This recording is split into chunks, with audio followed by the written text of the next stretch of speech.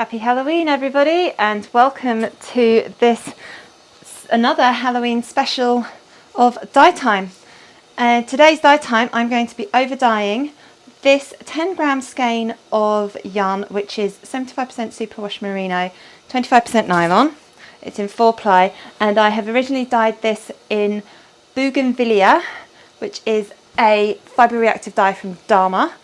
I kettle dyed this at a 1% solution. And now I'm going to over dye this with some black to make it a bit more Halloweeny. So what I've got here in this pot is a 1% solution of Raven Black, which is also a fibre reactive dye from Dharma. And because this is 10 grams of yarn, I have used approximately 0.1 gram of dye in this. And what I'm going to do is dip dye this, but I'm not going to do it in the way I normally dip dye. I think today I'd like to sort of dip dye the two ends but leave the middle purple. It's my idea. So I'm doing, yeah, so I've got that, and now I'm just going to roll it, I can't see on the camera, roll it up like this and just dip a little bit in. I'm not sure how much I want to go in, but I still want a fairly good amount of purple. So I think let's try it at that, like that for now.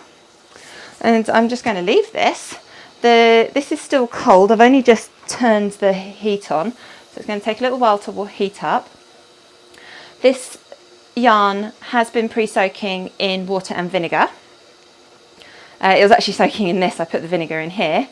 So there's vinegar in the water and vinegar in the yarn, and all of this stuff is dedicated for dyeing. I don't ever use this stuff for preparing food. And I was wearing, I've still got my gloves on, as you can see, and I was wearing a mask when I was weighing out the powder dye. So yeah, I'm just going to leave this to heat up now, and we'll check back in once it's getting a bit warmer. But I like this. Yeah. I'm hoping that this will be enough black to really make that black, not grey, because with the black dyes, in my experience, at a 1% depth of shade, if you kettle dye in this sort of way, it is more grey than black. A lot of companies recommend sort of 2 to 4% black dye to make it really black. But as the whole thing of this is not going to go in, I'm hoping that just the 1%, the 0.1 gram of dye will be enough to dye that little section really nice black and not to, oh dear, charcoal grey, whoops. When you use saucepans, make sure you're not going to, you don't have them hanging over like that. Make sure they're tucked away so you don't accidentally knock anything. That could have been a disaster. This has been on the heat for about 10 minutes now, and it's very steamy. I've just turned it down. Let's have a little look. Okay, the water looks clear already, and yeah, oh, that's a nice black. I like that. And so what I'm going to do now is I'm going to leave this on the heat for probably another 10 minutes and then turn it off, let it cool down. But it looks like all that black has absorbed to the yarn, and hopefully that will be a really nice true black and make this a really nice Halloween yarn, I hope. Let's see how this turns out. Our purple and black Halloween yarn is completely cold now, so let's give it a wash. I am very, very happy with this. No, cold water, not hot. Hot water could shift the dye, make it bleed a little bit. So I'm just adding some washing up liquid just to try and get rid of any excess dye. We don't want that vinegar smell. I'm not expecting there to be any bleeding because the water completely cleared, and it cleared really quickly. Yeah, that's looking pretty good to me. So I'm going to just rinse this through and then I can hang it up to dry. And here is my finished Halloween dip dyed yarn. Well, not really dip dyed. Well, it was dipped in, but not dipped all the way, only dipped halfway in my half dip dyed yarn. I love it. I really love it. It's turned out so much better than I thought it might do. This black, I love it, and you can kind of see some of the purple through.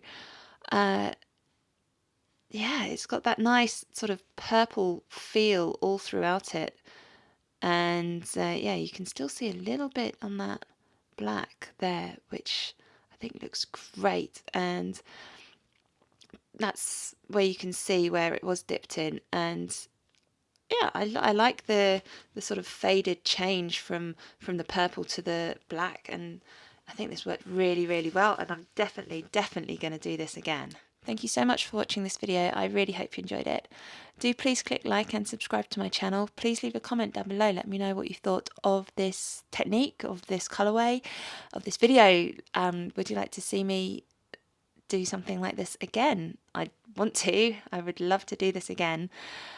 Which colours should I do next time? Let me know. If you'd like to buy any of the yarn that's been featured in any of my videos, please pop me a message on Facebook or Twitter. I am on Instagram as well, but I think I'm too old to really understand how Instagram works. I just don't get it.